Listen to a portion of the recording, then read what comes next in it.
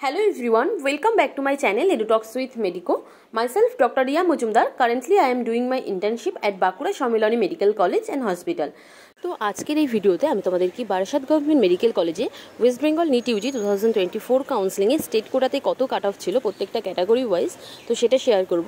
তার কারণ কি, বারাসাত গভর্নমেন্ট মেডিকেল কলেজ কিন্তু 2022 এর কলেজ, যথেষ্ট নতুন কলেজ, একদমই মানে সবে মাত্র 2 বছর হয়েছে।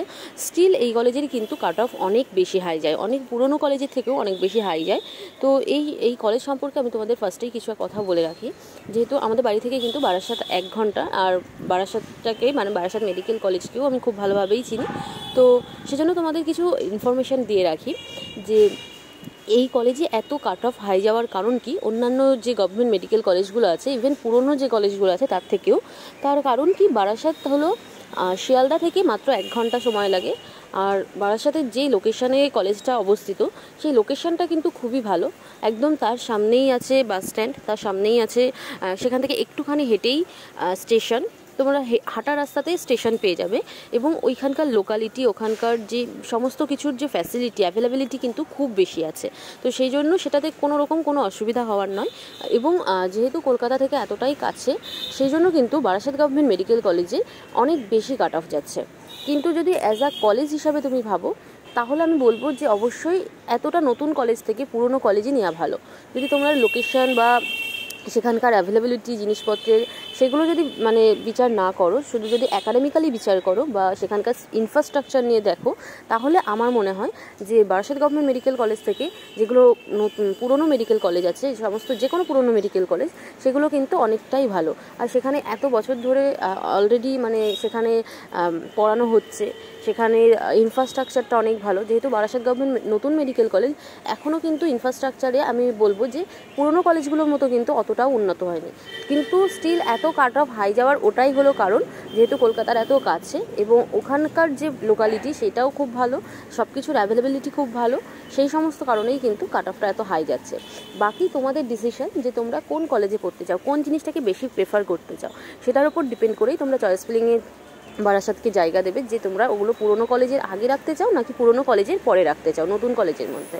এবার আমি যদি বলি যে নতুন কলেজগুলোর মধ্যে বারাসাতকে কোথায় রাখবে, তাহলে আমি বলতে পারি যে কোনো নতুন কলেজের আগে তোমরা বারাসাত বা ডায়মন্ড হারবারকে অবশ্যই রাখতে পারো। তো অ্যাজ আ মেডিকো এবং বারাসাতের কাছেই যেহেতু আমাদের বাড়ি, তো সেই জন্য বারাসাত কলেজ নিয়ে তোমাদের এই ইনফরমেশনগুলো আমার দেওয়ার ছিল।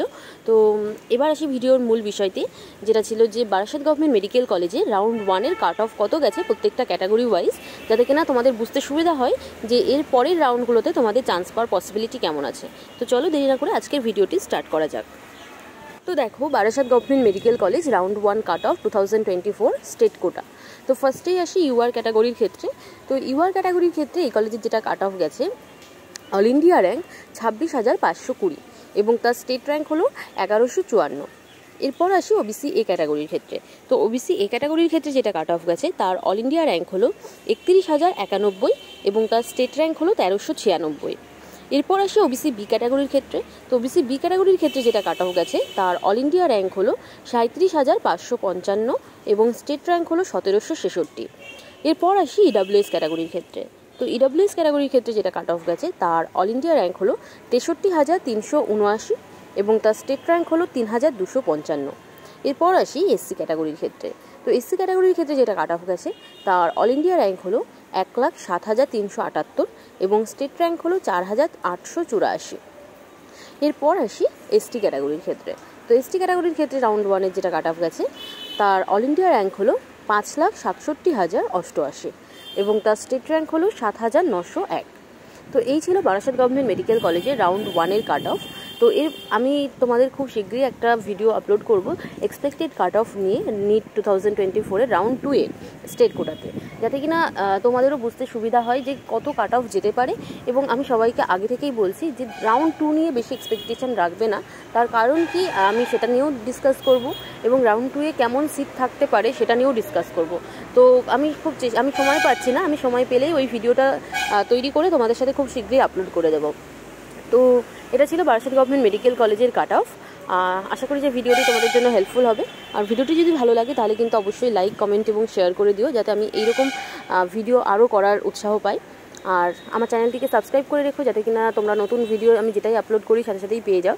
আর এর পরের ভিডিওতে আমি তোমাদেরকে পরের একটি মেডিকেল কলেজের কাট অফ নিয়ে আলোচনা করব। Thanks for watching.